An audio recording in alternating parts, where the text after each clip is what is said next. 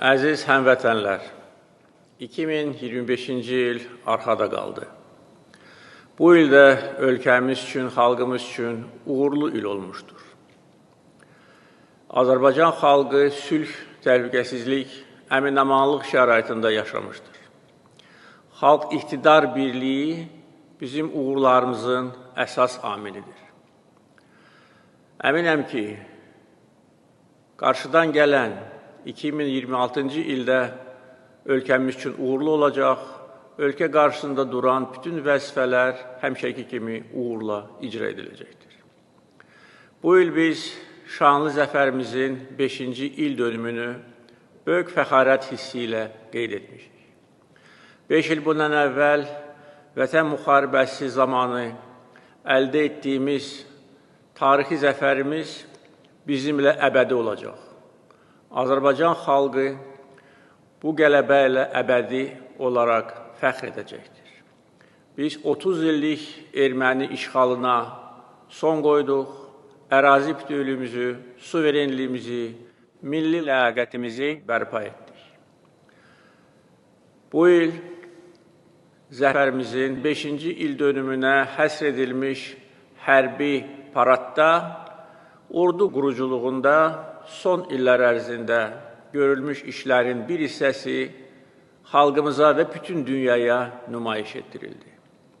Son 5 il ərzində Azərbaycan Silahlı Qüvvələri böyük dərəcədə öz gücünü artırmışdır. Yeni silahlar və texnika ilə təchiz edilmiş bizim ordumuz bugün istənilən vəzifəni icra etməyə qadirdir. Biz son 5 il ərzində həm yerli istehsal olan silah və texnikadan istifadə edərək, eyni zamanda xaricdən aldığımız silah və texnikanı ordumuzun potensialına əlavə edərək öz hərbi gücümüzü böyük dərəcədə gücləndirə bildik. Silahlı qüvvələrimizin döyüş qabiliyyəti böyük dərəcədə artdı. Xüsusi təyinatlı qüvvələrin say tərkibi bir neçə dəfə artırıldı. Yeni yaradılmış komando qüvvələrinin say tərkibi minlərlə əskər və zabitdən ibarətdir. Biz yeni müharibəyə hazırlaşmırıq. Bizim üçün müharibələr arxada qaldı.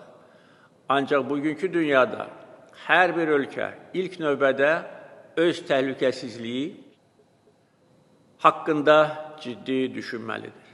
Bugünkü dünyada beynəlxalq hüquq normaları işləmir. Kim güclüdür, o da haqlı prinsipi. Əsas prinsip kimi bir çox ölkələr tərəfindən qəbul edilib. Bütün dünyada geniş miqyaslı silahlanma prosesi gedir.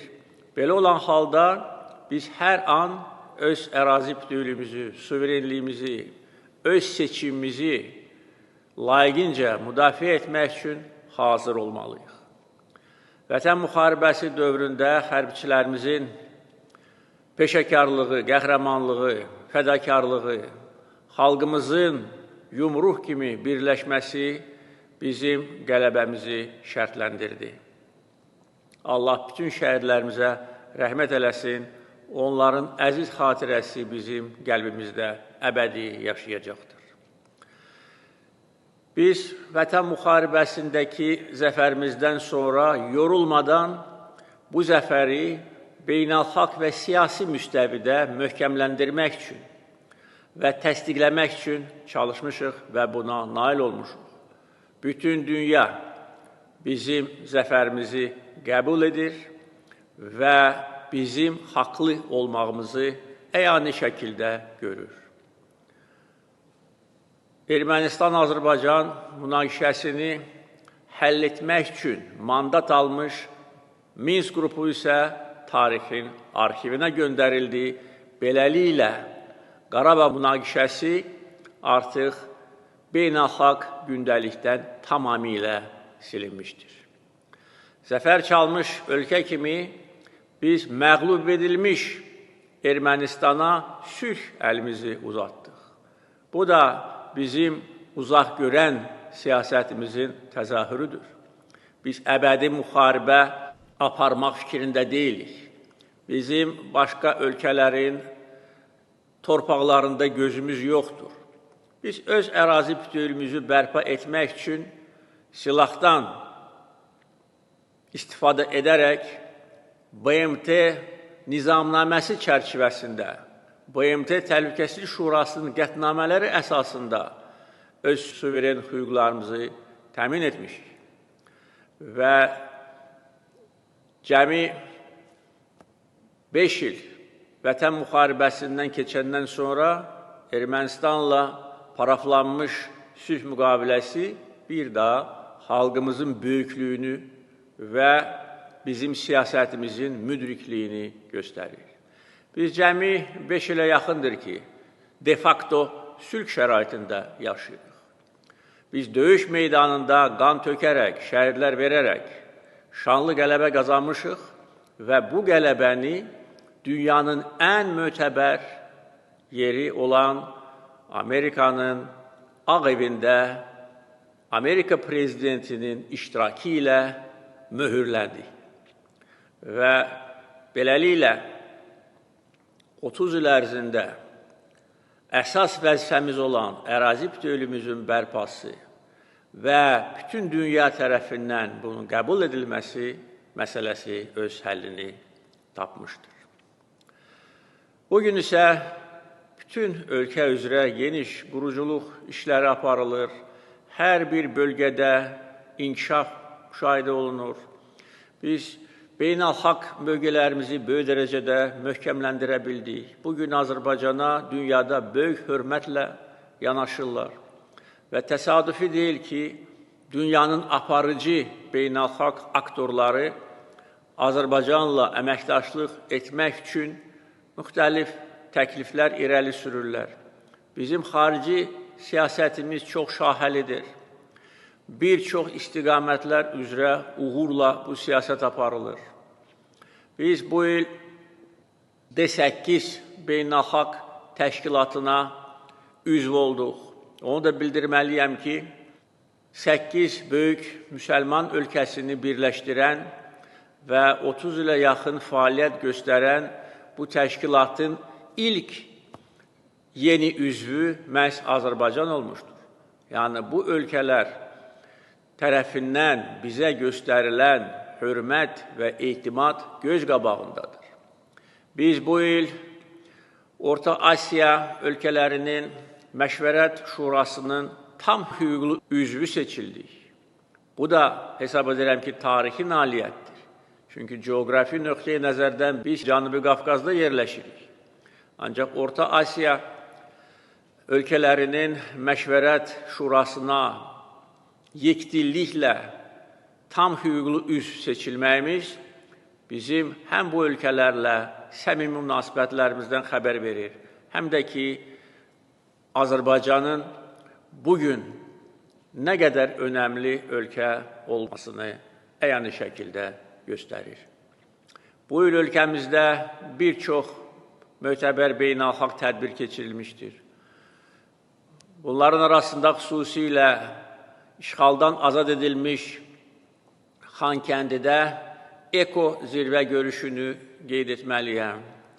Qəbələdə Türk Dövlətləri Təşkilatının zirvə görüşü də bir daha bizim ailəmiz olan Türk dünyasının birləşməsi istiqamətində önəmli addım olmuşdur. Bir çox beynəlxalq təşkilatlarla sıx əlaqələrimiz bizim maraqlarımıza uyğundur. Biz hər zaman bərabər hüquqlu tərəfdaşlığın tərəfdarı olmuşuq. Biz heç vaxt imkan verməmişik ki, kimsə bizim işimizə qarışsın, kimsə bizə nəyisə diktə etsin, kimsə bizə yuxarıdan aşağı baxsın. Biz müqavimət göstərmişik. Biz ciddi iradəmizi ortaya qoymuşuq. Heç kimin qarşısında baş əyməmişik və heç kimə imkan verməmişik və verməyəcəyik ki, bizim işimizə qarışsın. Və tədricən hər kəs görür ki, belə cəhdlərin sayı da kəskin azaldı. Çünki bunun heç bir mənası yoxdur. bizə təzyiq etmək üçün heç kimin əlində heç bir vasitə yoxdur. Bizim güclü siyasi iradəmiz, xalq iqtidar birliyi, hərbi gücümüz, iqtisadi potensialımız,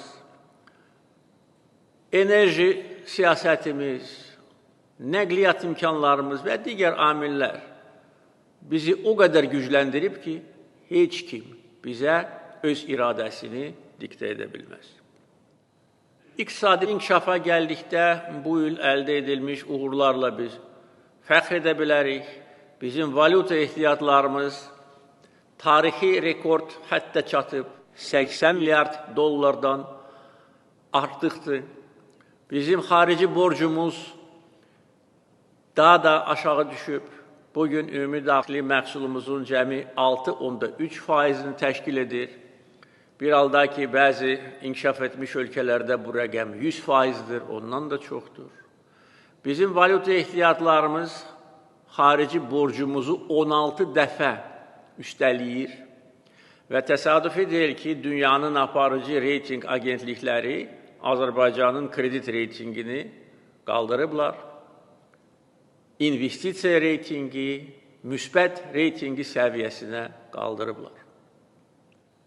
Biz böyük qayıdış proqramını uğurla icra edirik və bugün işğaldan azad edilmiş ərazilərdə böyük quruculuq işləri aparılır və artıq 70 minə yaxın insan orada yaşayır, çalışır, təhsil alır. 32 kənd, qəsəbə və şəhərdə keçmiş köçkünlər yerləşiblər və onlar üçün ən gözəl şərait yaradılmışdır. Bugün eyni zamanda dünya Azərbaycanlılarının həmrəylik günüdür. Bu münasibətlə dünyada yaşayan bütün Azərbaycanlıları ürəkdən təbrik etmək istəyirəm. Onlar bilməlidirlər və bilirlər ki, onların arxasında güclü Azərbaycan dövləti dayanıb. 2025-ci ildə olan bəzi hadisələr bir daha göstərdi ki, hər bir Azərbaycanlının hansı ölkədə yaşamasından asılı olmayaraq taleyi bizim üçün qiymətlidir, önəmlidir. Və bizi, Azərbaycanlıları, ortaq tarix, dilimiz, köklərimiz, mədəniyyətimiz birləşdirir.